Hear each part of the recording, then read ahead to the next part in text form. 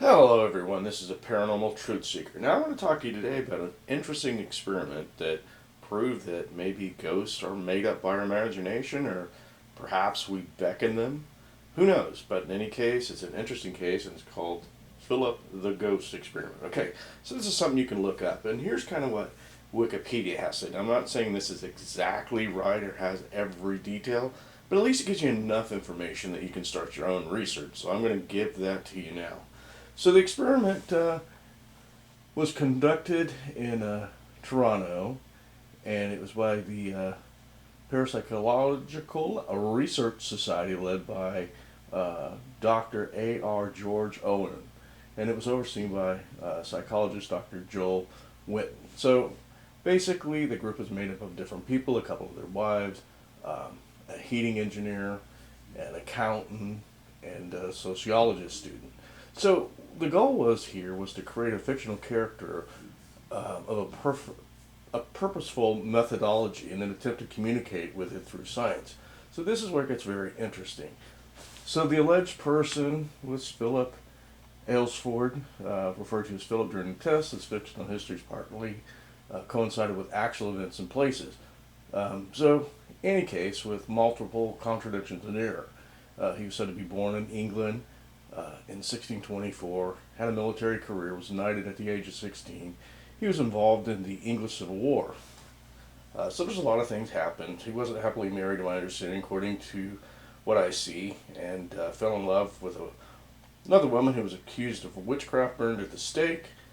In despair, Philip committed suicide in 1654 at the age of 30.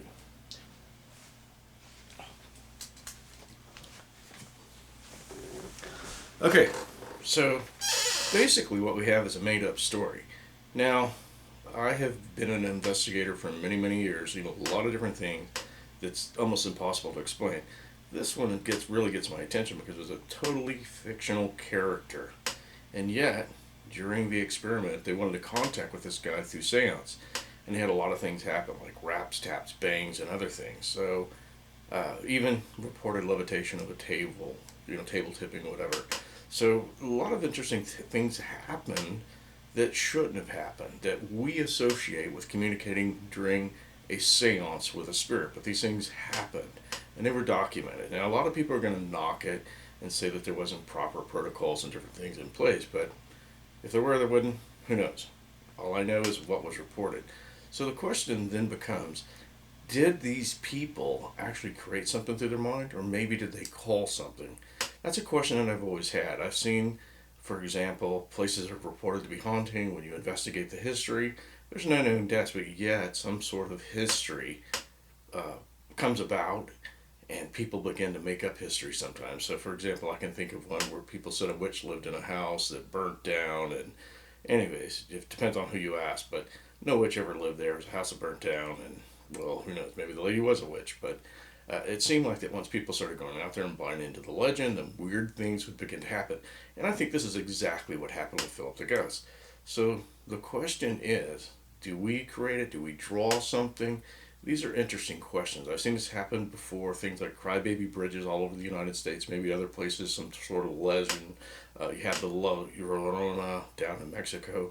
A lot of people report seeing it. So is it an actual thing? Are they creating it? Or are they summoning something? These are all questions of interest to me. So I don't know what happened during the whole case. I wasn't there. All I can report to you or share with you is that these things happen. How they happen, why they happen, we have no idea. But I'm going to share some other interesting stories with you. According to the participants, I believe that, well, whatever happened, they probably themselves don't know. The biggest problem that we have in studying things like this is we can document these events, people can actually experience them, but we can't actually explain what happened scientifically.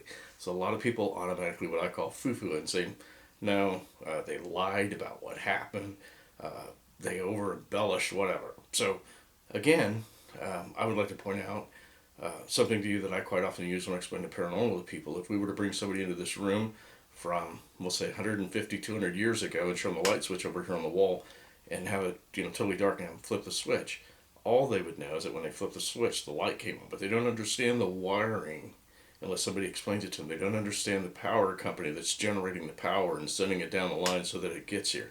And that's what we have many times with the paranormal. We have a lot of events and things that happen that we cannot explain.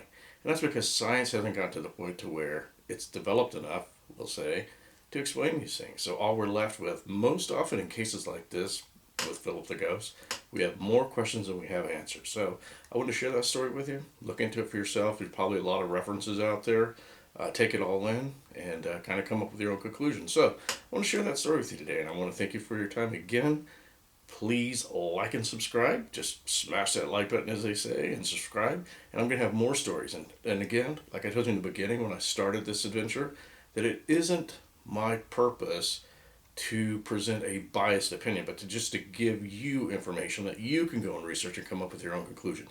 What I can tell you based on my own experience after many years of paranormal investigating, there's something going on. Don't have any idea really what it is. Don't know what we're dealing with. I've seen a lot of things. I've seen apparitions and heard disembodied voices. Seen a lot of things. I've seen beds move across the floor. Couldn't explain it. No logical reason. So these things happen. A lot of people don't believe it till it absolutely happened to them. So I want to thank you for your time. Again, smash that like button and subscribe to the channel. And we're going to have more stories for you, more investigations out in the field. Again, I want to thank you for your time.